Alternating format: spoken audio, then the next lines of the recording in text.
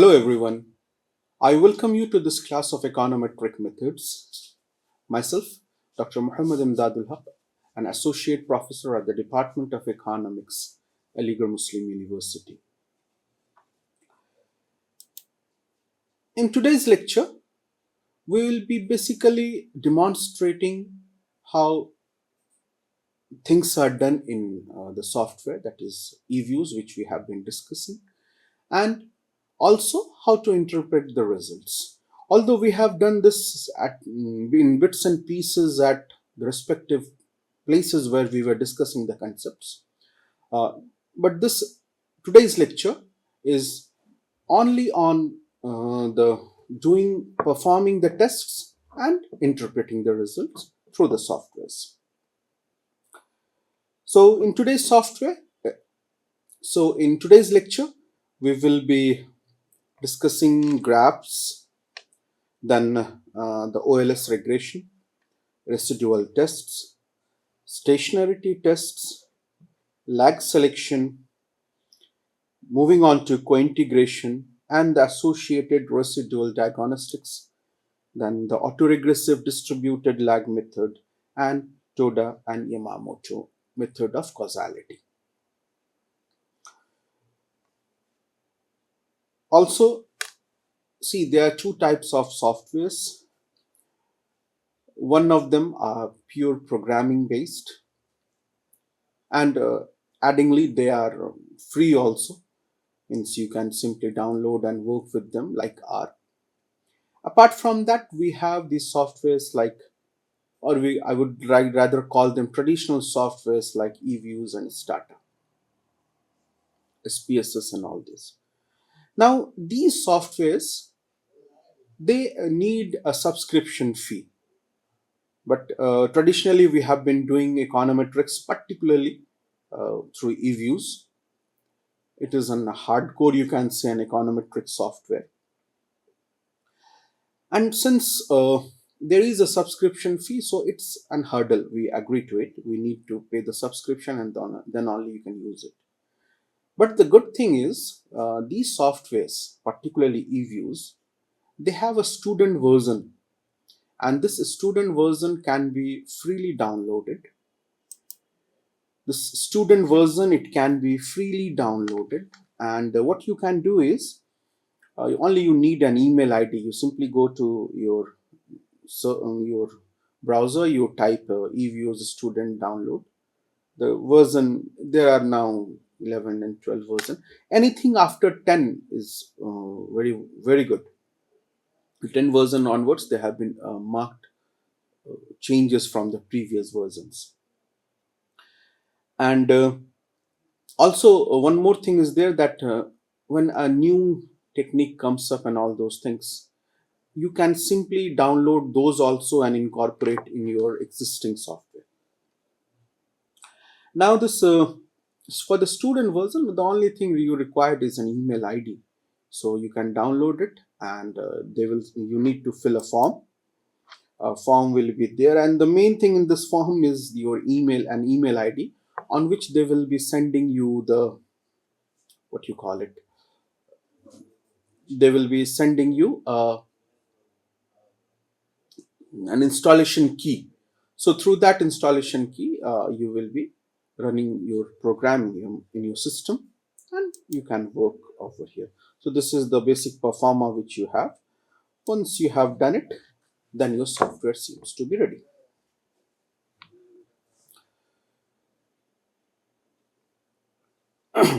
So there are many ways through which you can import data into the software Eviews, and one of them is that through the file you import an existing data, normally which is in an Excel format. Apart from that, there are many things which you can create, and you can create your own data set and do all those things. But for a beginner, it's the best way out is, you create your data and everything in an Excel sheet, and then simply you enter it, simply you import that sheet into the software. And like, see, there are things like, normally when you work with time series data, what you do is you need to do in Excel and log format. Normally we take log in order so that you can directly interpret the coefficient as elasticities, and also it reduces the variability in the data. Now, taking a log, you can simply import the data and you can convert the log over there also in Eviews, or simply in Excel, because normally we all are familiar more with Excel. You can simply in the Excel you can type a function ln and select the figure and then drop down the entire series and you will get a log of all the series. So either way you can do it. You can either create log in Eviews or you can create log in Excel sheet, and then you import the data. So that's fine. So and enough number of videos are available on the internet also. You can, there are small videos which you can look at a later stage to how to import and all those things. But we go by the basic things, keeping our time constraint in mind, that you create your data set in Excel, import it from file, you go open a new work file, you select the Excel sheet that is there in your system, and the data will be visible like this in your software. Once you have done it, this will be the page, and it will give you the information that three data sets are there: X, Y, and Z. Other informations are there are 1 to 55 years of observation and all these things. And not only that, you can here again, like your R, which are programming based, here a small amount of command based things are here also in Eviews. Once you become expert, you can simply type the command and all those, and you can get your results. But for a beginner, it is always advisable to use from these drop down menus, particularly proc and quick, that you will be needing. So you can very easily from here, once you go to the drop down, you will get option what you want to do. You want to do this or that, whatever it is, and the options are here as we will see. So once the data is there in your software, now you simply can select. One of the ways is you simply select over there, go to open, and then you open it as a group. And also, like, you can work from here also equation. You can, instead of, what I was saying was, instead of going for quick to get to do the regression, from here also you can open it as an equation and do it. So there are many ways to do. We will take one of the ways, and in my opinion it's the most simplest one. So you open it as a group, and the software will give you that this is your data. Have a look at the data if you want, so you can get it from here. So now the next thing is, now I come back to my option of quick, and see, from quick you can do generate series. This generate series is used to this generate series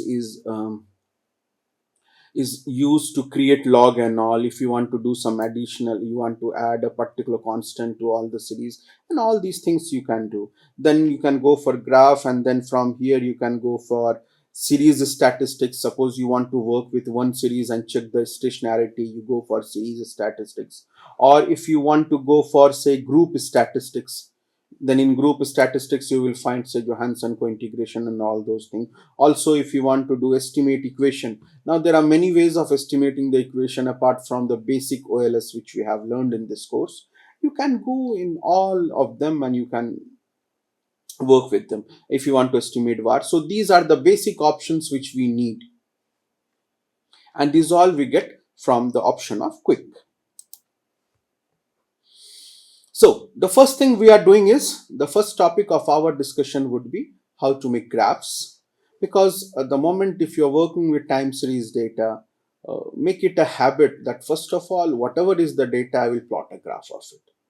Once you have a graph, you get a feel that what is the type of my data, what type of movements are there, and you will see in the pictures that you will get an idea whether your data is stationary or not. Now you go to line and symbol, and then there are other options also. You first give it to a single graph. That is, you are asking the software to prepare. You have three series. You are asking the software to prepare in one graph the three series. So you have single graph, and we will again see multiple graphs. Now, this type of picture, you get it. Here, these are the three graphs. This is the graph, this one is the graph of Z, this is the graph of Y, and this is the graph of X. It's stated over here.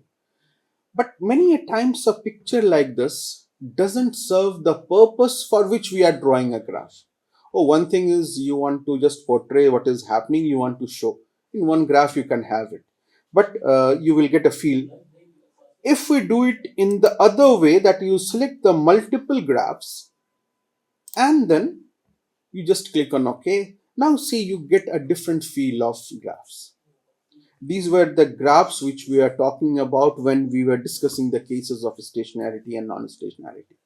Now see the movements. In the first graph, the movements are, in the second graph again, the movements are like this. In the third graph, these three graphs are completely different with each other if you can have a look at it.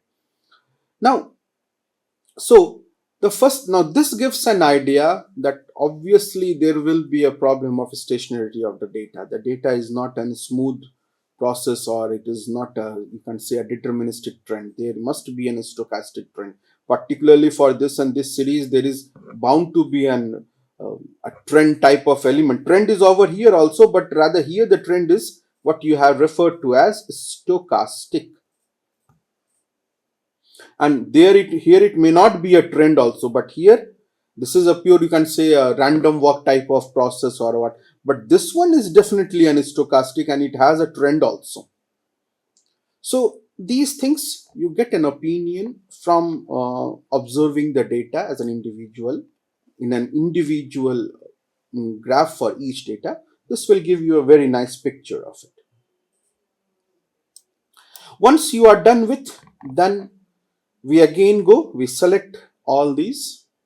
Now we will go for the second topic, that is, we will be performing our regression using our ordinary least squares method. So you simply go to quick. When you click on the option of quick, you will move on to estimate equation. Now once you select this estimate equation, see there are so many options over here. Like you can do this, what we'll be doing, this is the least square, that is the ordinary least square. Then you have this two-stage least square, then GMM, then co-integrating regression, then arch. Then you have this, we have seen for again threshold and ARDL. So many are there, quantile regression. So many types of estimations are available, which you can do with the help of this software. But we will be at the moment, our concern is to do the ordinary least squares method. Now in this box over here, you put on the names of the variables. Y is your, say, dependent variable, so you will write that first, and then you give the C. C stands for constant, that is the intercept term, and then you have your X and Z. So you have written this, first the dependent variable followed by the independent variables, and after the dependent variable you give this constant C. Now this page or this output sheet gives you the result. Your C is your constant, X is your first variable, its coefficient is 1.38, and we can see T stat, and we can check on the table values and go for the significance testing. But we have through software which reports p values, things become very easy. It is the cutoff line is 0.05. That is, if your p value, if these values are more than this, then your variable is not significant. If it is less than this, then your variable is significant. So X, it is significant. Z, it is also significant. If you want to write the regression equation, it is y hat is equal to 1.38 x, sorry, it is y hat is equal to minus 16.98 plus 1.38x plus 0.90 z. So you can from here you can get an idea of the estimations of the coefficient. Now r square is given over here. Since it is a case of multiple regression, we should rather look at the adjusted r square, which adjust for the degrees of freedom. So things like these, and then you have your f statistics. Your f statistics, you are getting it from the basically the ANOVA table. Now in your f statistics, it checks for the significance of the entire model, because there may be a case where one of the variable is significant and other variable is not significant. These can come up, but whether your regression overall, your r square is significant or not, you know it by the probability of the f statistics that is given over here. So here also the values is less than 0.05. So you can very well say that my estimation is significant in terms of the r square. So these were the informations which were given over here, and we have estimated the regression equation. Next, we will go for, because once you have estimated the regression, we need to check for the assumptions of heteroscedasticity, serial correlation, and normality in particular. So all these things, once you have worked on, like you have output of regression, then here you will go to proc, and from here then you will get this, then you will get all these items. Now you go on to residual diagnostics, and then this dialog box will be coming. So we need to check for normality, for serial correlation, and heteroscedasticity. So let us check. First was the case of normality. It is giving you a diagram from which also you can see that although it is somewhat normal, it is from the diagram, the hint which comes up that your errors are normally distributed. This we can better know by the help of Jarku-Bera test. It is given over here, and again the null hypothesis. So what again the probability value is given. So what is the null hypothesis? That our errors are normally distributed against the alternate hypothesis, not normally distributed. As my p-value is more than 0.05, so we can say we will accept the null hypothesis, which says that there is no problem of, means our error terms are normally distributed, there is no issue. Next, again from the residual diagnostics, we will go for the serial correlation test. When you go on for the serial correlation test, we check for this value, that is the p-value of the observed r square. Now here the null hypothesis is that the errors are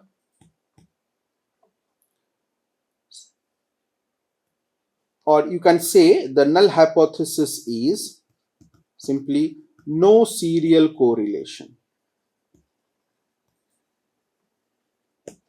against the alternated hypothesis that there is serial correlation. Now if you see this p-value is very low, it is less than 0.05. So when it is such a low case, then we cannot accept the null hypothesis.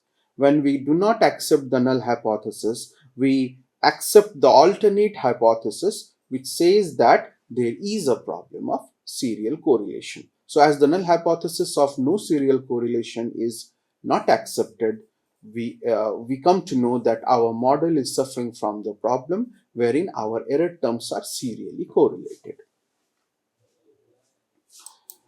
Next, we move on to the third test, that is the heteroscedasticity test. Now herein again we look at the observed r square and the p-value of it. So the value which we are concerned with is 0.000. that is the p-value of the observed r square. Again, here the null hypothesis, the errors are homoscedastic, against the alternate hypothesis that the errors are heteroscedastic. Again, my p-value is less than 0.05, so I cannot accept the null hypothesis. Rather, the alternate hypothesis is accepted, which indicates that there is a problem of heteroscedasticity in our model, wherein the error terms are increasing with time or changing with time. So this there is a problem of there was a problem of serial correlation, and there is a problem of heteroscedasticity also. Normality was fine. So this was how you go on with the residual testings. Now, there are a few basic guidelines. We have seen that OLS we can do very well provided these three conditions are satisfied. Apart from that, we also have seen that regression can be done, or ordinary least squares method of estimation can be done only when the variables are stationary. If the variables are not stationary, then we cannot do regression. So regression only if the variables are stationary. So the next case is we check for stationarity, and if the variables are stationary at the same order or of I1, if all the variables are I1, then we can go for cointegration, that is the Johansson cointegration. If some of the variables are stationary and some of the variables are stationary at first difference, then we cannot do Johansson. Then we have to go for autoregressive distributed lag model given by Pasaran. But there is also a catch that none of the variables should be stationary at second order. Means in the at level they are not stationary, at first order, after first differentiating also they are not stationary, and only when you do the second order differentiating then they become stationary. If that being the case, then you cannot use the Johansson cointegration, you have to go for ARDL. Also, we have seen that we can go for Granger causality. Once there is a cointegration, we can do the Granger causality also. And finally, in the purview of Granger causality, there is another test, a relatively new test, but this can be done. Or rather, the beauty of this test is that you are not bounded by this stationarity thing, whether it is our first difference stationary or second difference stationary, still you can perform this Tota Yamamoto test. So these were the basic things which we will be doing on. So we have done regression. Now we move on to testing for the data, the testing for stationarity in the data. Now for testing, you can go to again quick. You can do the other ways also. You directly select the variables, but the one of the ways is that you go and select series of statistics. You click on unit root test.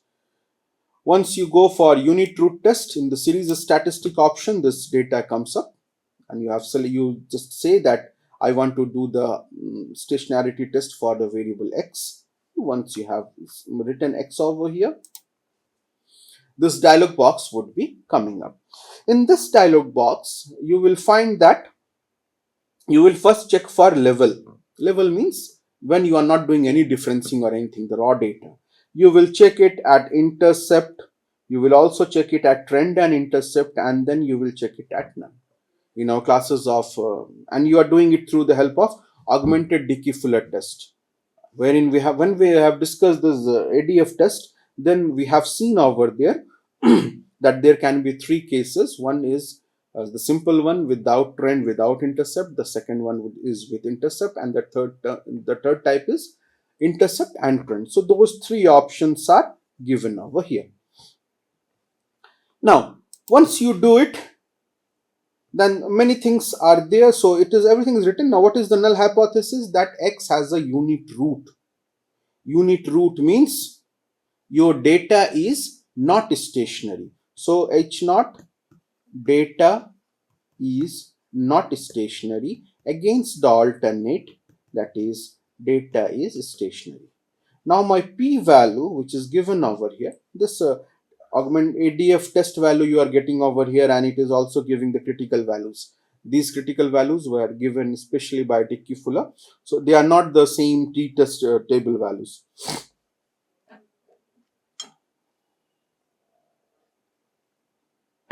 Now what you do over here, that we observe the p-value, and again we are saying this p-value is more than 0.05. This indicates that your null hypothesis is accepted, and implying that there is the problem of stationarity in the data. My data has a unit root.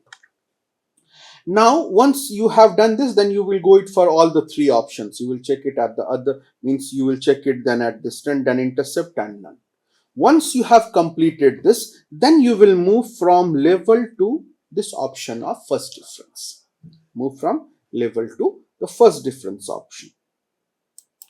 Now once you do this first difference option, again you have three options to check.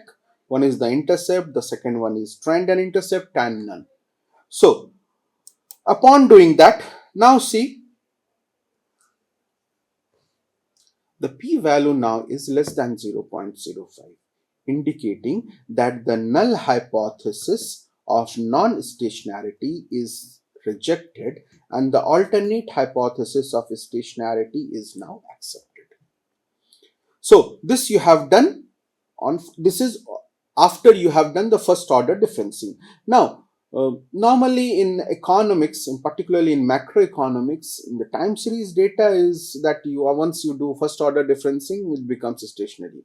You do not find a non-stationary data or data at level without unit root. That also is a very poor chance of it is there. And also this also the option that a series will not be stationary even after first differencing, that chances are also very less. Nevertheless, in our case, the data of X has become stationary once I have done the first order differencing. So with this, we are done with so you will repeat this all the three methods, and similarly you will repeat the same process for all the variables which are being considered in the model. The next thing is, we have to consider what is the lag, what should be the appropriate lag length. Now, for consideration of lag length, we have to go, again we go to quick, and therein we go for estimate var. This estimation of lag length is done in the framework of var. So once you click on this option of var, another dialog box would be opening up. Now here there are three options. You have to select the first one, that is the standard var, and you write all the variables irrespective of whether you think it's an independent or a dependent variable. You all write all the names of all the variables in with the gap, that is x, there is a gap of y, and then z. Rest all the things, there is nothing much to be changed and all those things. Now then you go for estimation of var. This is the var table, this is the var output, although we don't need it. But once I have done var, then I will go to view, and then I will go for lag structure. In lag structure, I will go for lag length criteria. This is the process to get the lag length criteria in the var framework.